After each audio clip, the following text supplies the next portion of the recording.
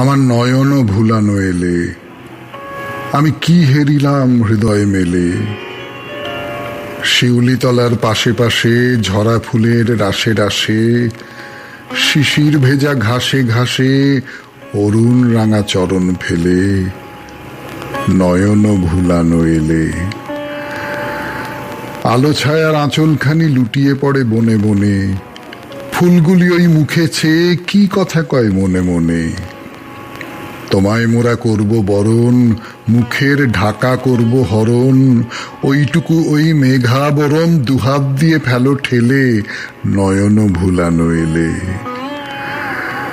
বনদেবীর দ্বারে দ্বারে শুনি গভীর শঙ্খধ্বনি, আকাশ বিনার তারে তারে জাগে তোমার আগমনী। কোথায় সোনার নুপুর বাজে, বুঝি আমার হিয়ার মাঝে, সকল ভাবে সকল কাজে পাষাণ গালা সুধা ঢেলে, নয়ন ভুলানো এলে।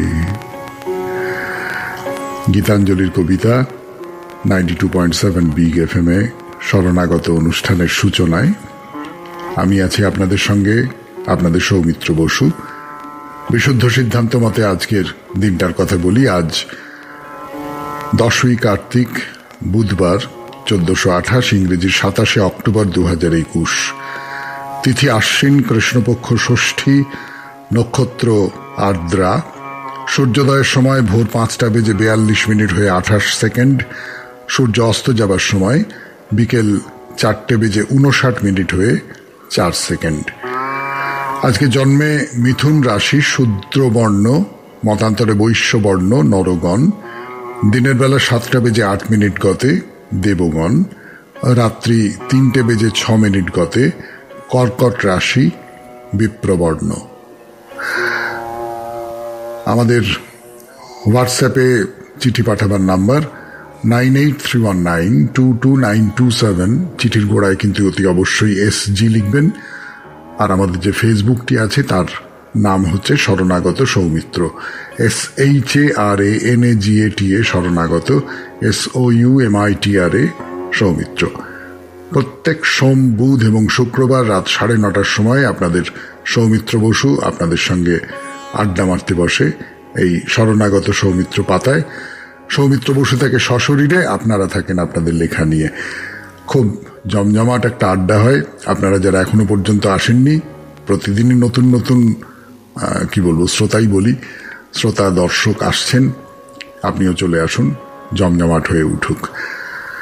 এবারে বলি আজকের অনুষ্ঠান সম্পর্কে। আজকের অনুষ্ঠানে আমরা কার্তিকেয়র কথা বলছি আপনাদের, যিনি পরে দেব সেনাপতি হবেন। সেই কার্তিকেয়র কাহিনী চলছে, যেখানে দেবতারা কার্তিকেয়কে হত্যা করবার চক্রান্ত করছেন। তারপরে পুরাণ চিরন্তনের পরে চলে আসবো গীতার কথায়। গীতাতে ওই নিষ্কাম কর্ম নিয়ে কথাবার্তা বলা হচ্ছে, তাকে নানান জায়গা থেকে দেখবার চেষ্টা করা হচ্ছে। এরপর নতুন একটা কালী মন্দিরের কথা, কোথাকার বলবো না, সেটা যথাসময়ে বলা যাবে। তারপর আমরা চলে যাব আপনাদের চিঠিপত্রের উত্তর দিতে, এবং শেষে বাইরে দূরেতে আমরা জলন্ধরের দেবী ত্রিপুরা মালিনী মন্দির দেখা শেষ করেছি। এবার আর একটা মন্দির দেখছি, তিনিও সতী, খুব বিখ্যাত সতী, পুরাণের খুব খুব বিখ্যাত সতী। তাকে নিয়ে একটা মন্দির আছে জলন্ধরে, সেই মন্দিরের কথা বলবো 92.7 বিগ FM এ শরণাগত অনুষ্ঠানে। আপাতত তাহলে গান, এবং গানের পর পুরাণ চিরন্তন। আমি আপনাদের সৌমিত্র বসু। তারা মাতৃকাগণকে যে পাঠালেন স্কন্দকে বধ করবার জন্য, তারা তো সেই বাচ্চার রূপ দেখে মুগ্ধ হয়ে তাকে আদর করে বুকের দুধ খাইয়ে ফিরে চলে এলেন। স্নেহ অতি বিষম বস্তু, বিশেষ করে নারীদের ক্ষেত্রে, তাই না? তো তখন আর ইন্দ্রের কোনো উপায় রইল না। তিনি সৈন্য সামন্ত সব নিয়ে স্কন্দের বিরুদ্ধে যুদ্ধযাত্রা করলেন। যখন সৈন্যরা কাছাকাছি চলে এসেছে, তখন স্কন্দ তার মুখে বিরাট বড় হাঁ করলেন, আর সেই হাঁয়ের ভেতর থেকে হু হু করে আগুনের শিখা বেরিয়ে আসতে লাগলো। সে কি আগুন, থই থই করছে আগুন, যেন আগুনের সমুদ্র। তার মধ্যে পড়ে পড়ে পুড়ে মরতে লাগলো দেবরাজ ইন্দ্রের সৈন্যরা পতঙ্গের মতো। না, আর কোনো উপায় নেই। ইন্দ্র বজ্র নিক্ষেপ করলেন। সেই বজ্র স্কন্দের ডান দিকটা বিদীর্ণ করে দিল। একটু গান শুনি, গানের পর এই কাহিনীর পরের অংশটা। 92.7 বিগ FM এ শুনছেন শরণাগত, হোক জীবনের সুরবদল।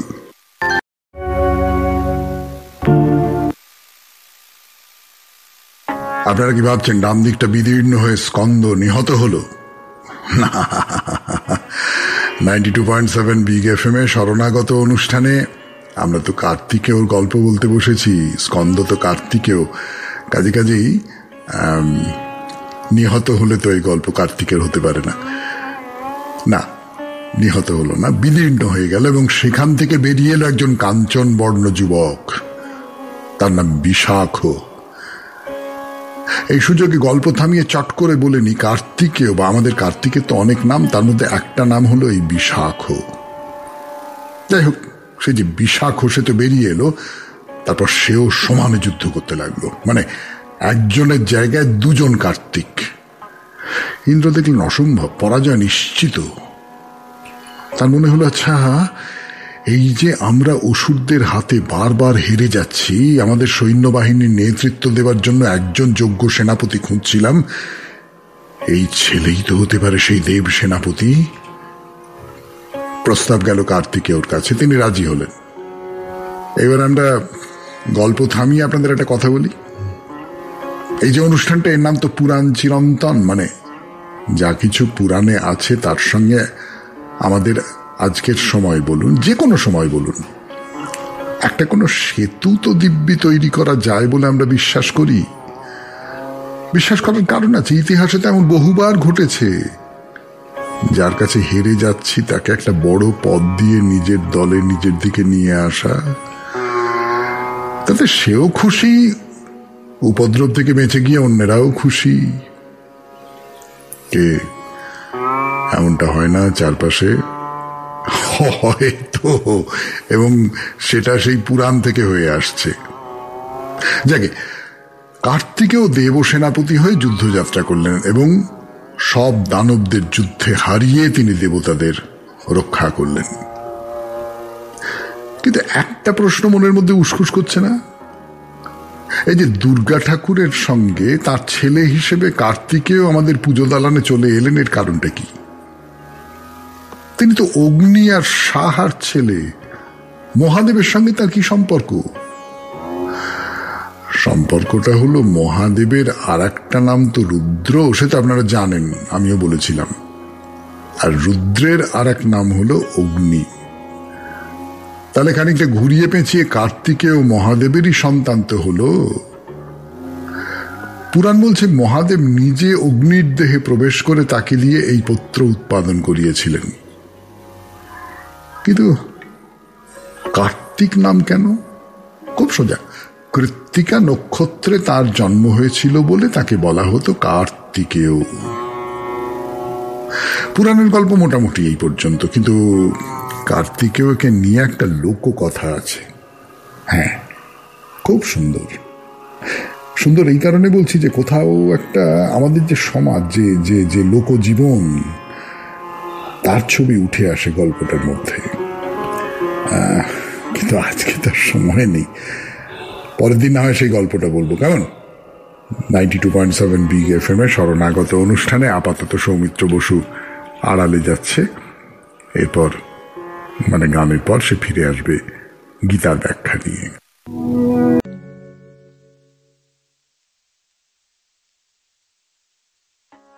গীতার কথা বলতে বসেছি 92.7 বিগ FM এ শরণাগত অনুষ্ঠানে। আমি আপনাদের সৌমিত্র বসু। তো যেটা বলছিলাম, এই যে নিজেকে সম্পূর্ণ মুছে ফেলে কর্ম করে যাওয়া, এই কাজটা তো খুব সহজ নয়, সেটা আমরা হাড়ে হাড়ে বুঝতে পারি।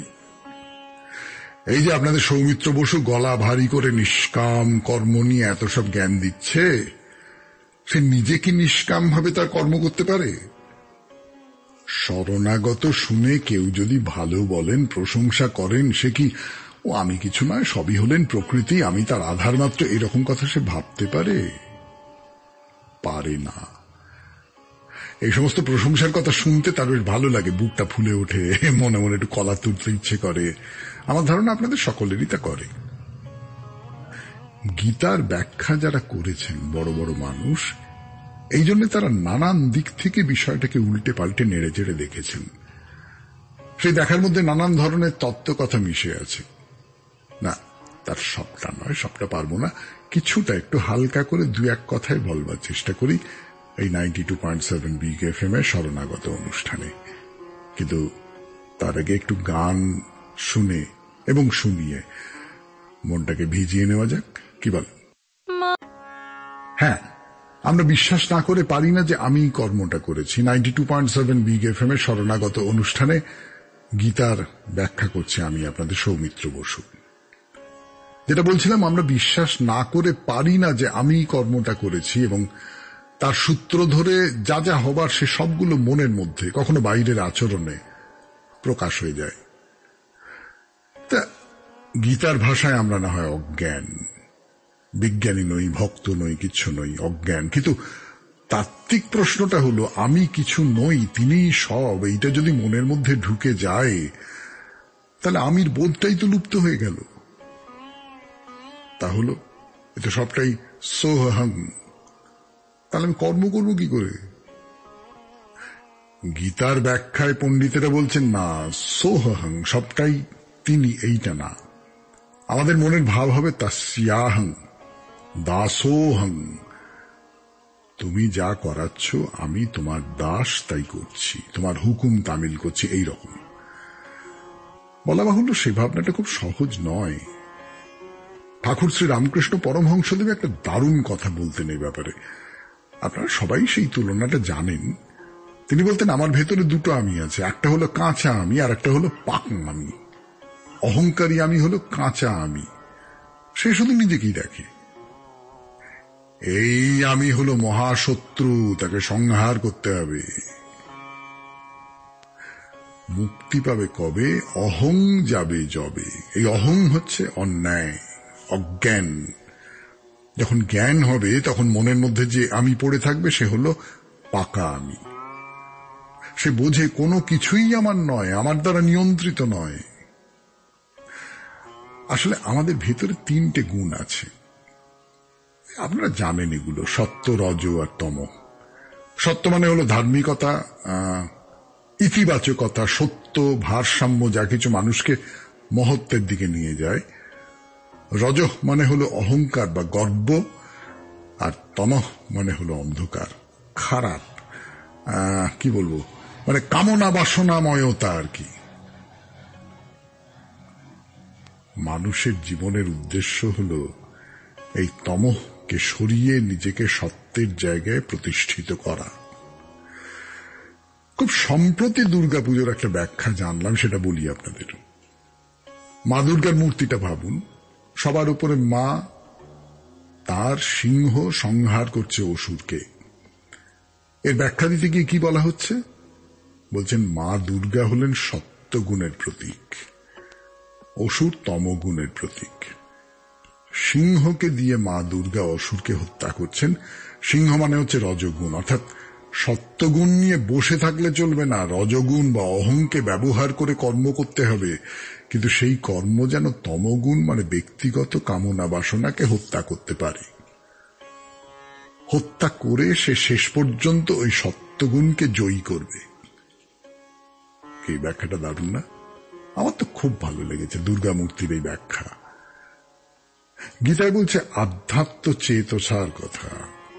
এই ব্যাপারটা কি সেটা আজকে আর বলে লাভ নেই, সময় পাওয়া যাবে না, আগামীকাল এই নিয়ে কথা হবে, কেমন?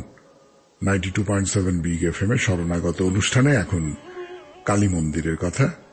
আমরা যাব দূরে কোথাও কালী মন্দিরে, আপনিও যাবেন, আপনারাও যাবেন আমাদের সঙ্গে 92.7 বিগ এফএম এর শরণাগত অনুষ্ঠানে। সৌমিত্র বসু এইবার কাঁধে ঝোলা নিয়ে আপনাদের কাঁধে ঝোলা দিয়ে বেরিয়ে পড়ছে 92.7 বিগ এফএম এ শরণাগত অনুষ্ঠানে। কোথায় যাচ্ছে? মন্দির দেখতে, মা কালীর মন্দির। শিয়ালদা থেকে যেতে হয়, একটা কুখ্যাত লাইন আছে, কুখ্যাত, তার নাম বনগা লাইন। কুখ্যাত মানে আর কিছু না, ভয়ানক ভিড় হয়। মানে খুব ভিড় বোঝাতে গেলে উপমা হিসেবে বনগা লাইনের ট্রেনের কথা বলা হয়। জানি না বনগা থেকে যারা ডেলি প্যাসেঞ্জারি করেন তারা এই উপমাটা কিভাবে নেন। সেই শিয়ালদহ বনগা লাইনের একটি স্টেশন হলো দত্তপুকুর। দত্তপুকুরে নেমে উঠে পড়লেন ভ্যান রিক্সায়। শহর বা মফস্বল ছাড়িয়ে আপনার রিক্সা চলেছে। দুপাশে ধান ক্ষেত, ছোট ছোট বাড়ি, অবশ্যই সিমেন্টের দোকান, ছোটখাটো চালাঘর, মুদির দোকান, যার আধুনিক কালের নাম হলো স্টেশনারি স্টোরস। আবার বাড়ি, আবার গাছপালা, ধান ক্ষেত। মিনিট 20 লাগবে এই সিদ্ধেশ্বরী কালী মন্দিরে পৌঁছতে। এই যেতে যেতে বলি, এই মন্দির প্রতিষ্ঠার ইতিহাস সে অলৌকিক এক কাহিনী। শুনতে বসুন, আগে গান শুনে মনটাকে শান্ত করে নিন, তারপর বলছি 92.7 বিগ এফএম এর শরণাগত অনুষ্ঠান। সৌমিত্র বসু শুরু করছে সেই অলৌকিক কাহিনী বলতে। এই যে গ্রামটি যেখানে আমরা এসেছি এখন, দত্তপুকুর থেকে যেতে হবে। দত্তপুকুর থেকে গিয়ে সিদ্ধেশ্বরী কালী মন্দিরে পৌঁছচ্ছি। সে মন্দির প্রতিষ্ঠার ইতিহাস। কান্নকুব্জ, যার আধুনিক নাম হলো কানৌজ, সেখানে থাকতেন এক সন্ন্যাসী, তার নাম আচার্য পুরাণগিরি মহারাজ। দশনামী সম্প্রদায়ভুক্ত সন্ন্যাসী তিনি। দয়া করে এই দশনামী সম্প্রদায় বলতে কি বোঝায় তা বলতে বলবেন না, সে খুব জটিল ধর্মীয় তত্ত্ব আছে তার, আর বলতে গেলে অনেক সময় লেগে যাবে। যাই হোক, সন্ন্যাসী পুরাণগিরি পরিব্রাজক হয়ে নানা জায়গায় ঘুরতে ঘুরতে এসে পড়েছিলেন এই দিঘরা গ্রামে। নদীর তীরে একটা শ্মশান, সেখানে আসন পেতেছিলেন তিনি। একদিন রাত্রিবেলা হঠাৎ দেখেন, কি আশ্চর্য, ওই বটগাছের গোড়ায় পড়ে থাকা একটা পাথরের ভেতর থেকে আগুন বেরিয়ে আসছে। তার মানে এটা তো দৈবী পাথর। সন্ন্যাসী বুঝতে পারলেন এ পাথর সামান্য পাথর নয়, ইনি দেবী সিদ্ধেশ্বরী নিজে। তিনি এখন মন্দির চান, সেই মন্দিরে প্রতিষ্ঠিত হতে চান। তাই হলো, সন্ন্যাসী সেখানে দেবীকে প্রতিষ্ঠিত করলেন। আর এর ফল যে খুব ভালো হবে তা তো বলাই বাহুল্য। সন্ন্যাসী তার সাধনায় সিদ্ধি লাভ করলেন। তারপরে তিনি চলে গেলেন তিব্বতে। সেখানে গিয়ে তিনি তাসি লামা নামে একজন সন্ন্যাসীর শিষ্যত্ব গ্রহণ করলেন। মানে মোট কথা, তার জীবনের ঘটনা অন্যদিকে বইতে লাগলো। তার সঙ্গে আমাদের এই দিঘরা গ্রামের কোনো সম্পর্ক নেই। যাই হোক, যাবার আগে গ্রামবাসীদের তিনি বলে গেলেন, এখানে আমি দেবী সিদ্ধেশ্বরীকে প্রতিষ্ঠা করেছি, আমি তো চলে যাচ্ছি, দেবী সেবার ভার আমি তোমাদের হাতেই তুলে দিয়ে গেলাম। এ তো পরম সৌভাগ্যের কথা। সেই গ্রামে থাকতেন রামজয় চট্টোপাধ্যায় নামে এক সাত্ত্বিক ব্রাহ্মণ। তিনি মুখ্যত পুজোর দায়িত্ব গ্রহণ করলেন। সে পুজো এখনো বয়ে চলেছে, কোথাও কোনো ছেদ না ফেলে। সেই যে আগুন বেরোনো পাথর, সেইটিকেই সিদ্ধেশ্বরী জ্ঞানে পুজো করা হয়। তাকেই রাখা হয়েছে মন্দিরের গর্ভগৃহে। এই হলো মোটামুটি ছোট করে দিঘরা গ্রামে সিদ্ধেশ্বরী মন্দিরের ইতিহাস। এরপরে আসুন মন্দিরটি দেখে আসা যাক। মন্দিরটা আকারে বিশাল বিশাল, এক চূড়াওয়ালা মন্দির, সঙ্গে বেশ খানিকটা জমি আছে। পাশ দিয়ে বয়ে গেছে সুঁটি নদী। এই নদীর আসল নাম ছিল সুবর্ণবতী। সে বাহারি নাম লোকের মুখে মুখে সুঁটি নদী হয়ে গেছে। আর ওই যে কবিতা আছে না, যে নদী হারায় পথ চলিতে, হারায় স্রোত চলিতে না পারে, সহস্র শৈবাল দাম বাঁধে আসি তারে। এই নদীটা সেই রকম অবস্থা, মজে গেছে। তো বেশ উঁচু বেদির মন্দির এটি।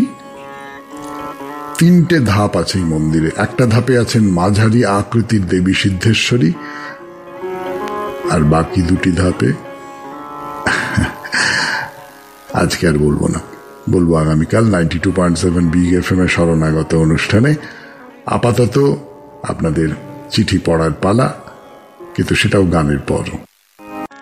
গান শেষ, চিঠি পড়া শুরু 92.7 বিগ এফএম এর শরণাগত অনুষ্ঠানে। প্রথম চিঠি। প্রথমেই জানাই শুভ বিজয়ের আন্তরিক প্রীতি ও শুভেচ্ছা। সকলেই ভালো থাকুক এবং যেন শরণাগতর মতো অনুষ্ঠান প্রতিদিন শুনতে পাই। আচ্ছা, সারা বছর অপেক্ষা করার পর মা দুর্গা আসেন বছরে একবার 4 দিনের জন্য। নবমীর সারাদিন আনন্দ করে রাত্রি থেকে মন খারাপ।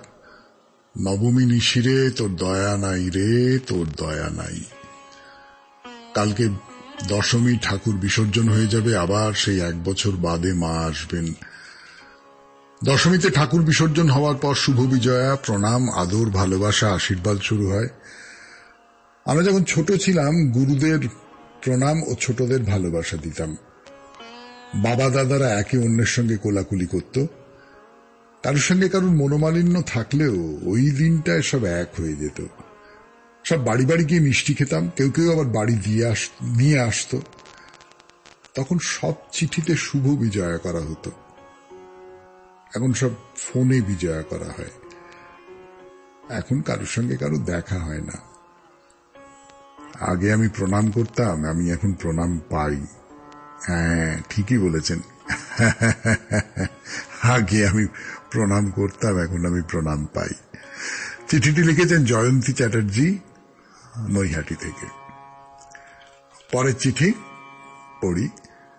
বেদ, ব্রাহ্মণ্য, বিদ্ধি, উপনিষদ বা বেদান্ত কোথাও পৌত্তলিকতার সমর্থনে কিছু খুঁজে পাওয়া যায় না। হিন্দু দর্শন সাংখ্য নিরীশ্বরবাদী, পতঞ্জলির যোগশাস্ত্র নিরাকারবাদী। পৌত্তলিকতার জন্য দায়ী পুরাণ, ব্রতকথা ইত্যাদি, যা প্রায় 1000 বৎসর পূর্বে লিখিত হয়।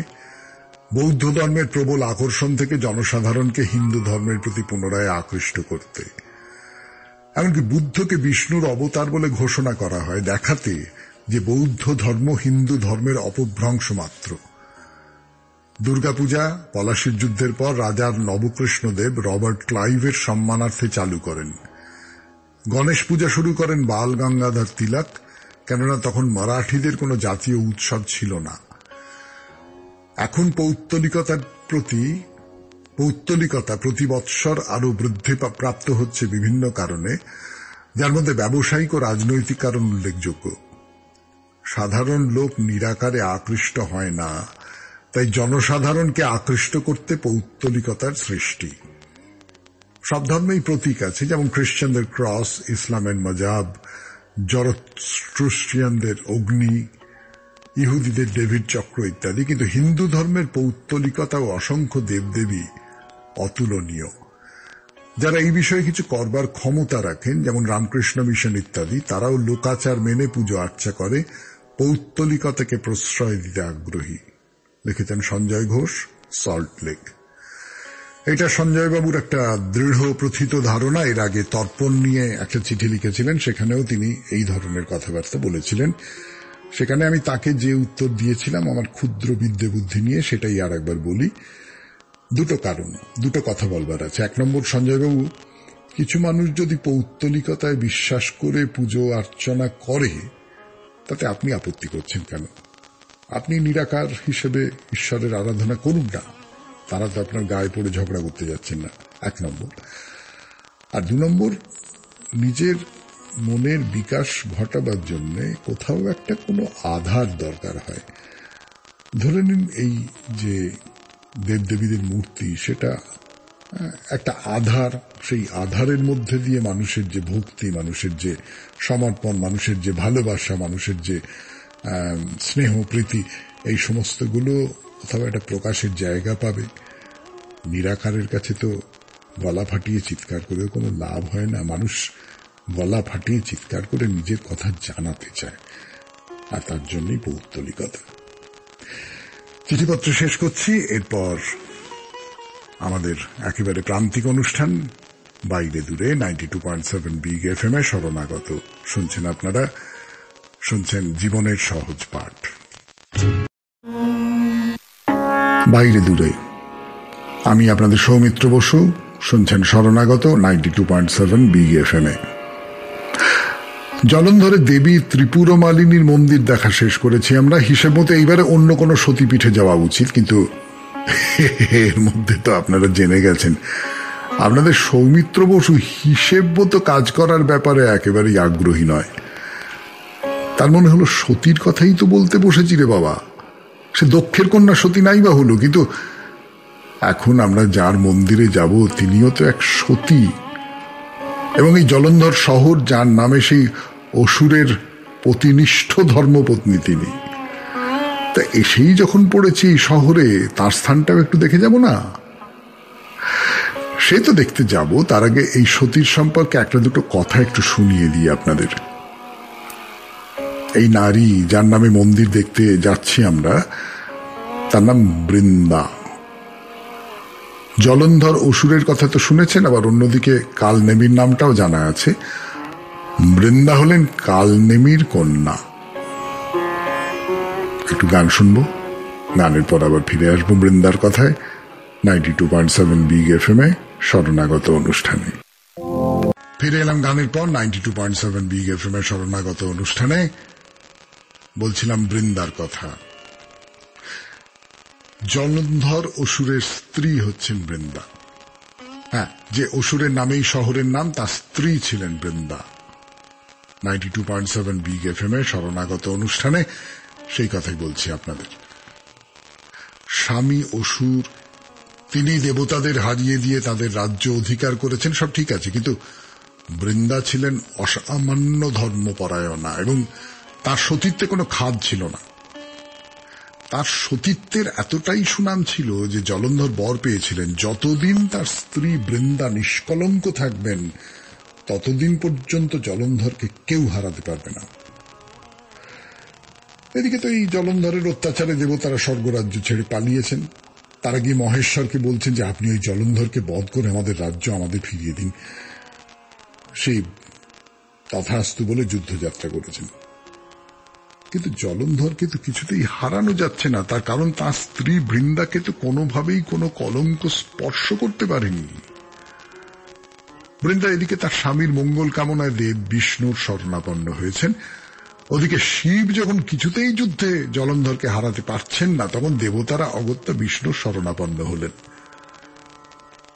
এইবার বিষ্ণু কোন দিকে যান? দেবতাদের দিকে, না যে তার শরণাগত হয়েছে তার দিকে? শেষ পর্যন্ত বিষ্ণু দেবতাদের দিকেই গেলেন। জলন্ধর যখন যুদ্ধ করছেন, অর্থাৎ তার ঘরের বাইরে, তখন তিনি জলন্ধরের ছদ্মবেশে বৃন্দার সতীত্ব নাশ করলেন।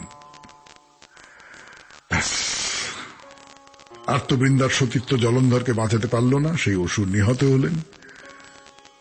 কিন্তু বৃন্দা তো ষড়যন্ত্রটা বুঝতে পেরেছেন। তিনি ভয়ানক ক্রুদ্ধ হয়ে অভিশাপ দিতে গেলেন বিষ্ণুকে।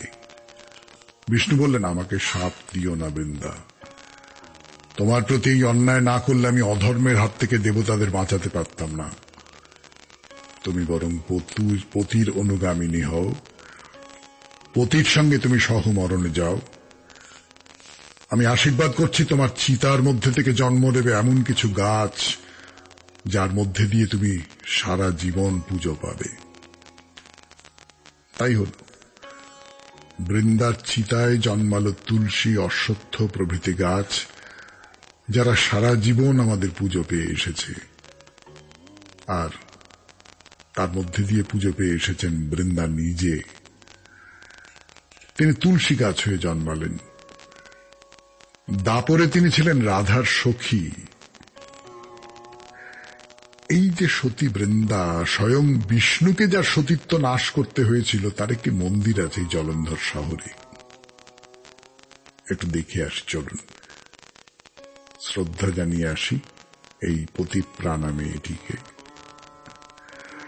শেষ করলাম আজকে শরণাগত। আমাদের হোয়াটসঅ্যাপে চিঠি পাঠাবার নাম্বার 9831922927, চিঠির গোড়ায় SG। আমাদের যে ফেসবুকের পাতাটি আছে তার নাম শরণাগত সৌমিত্র, SHARA।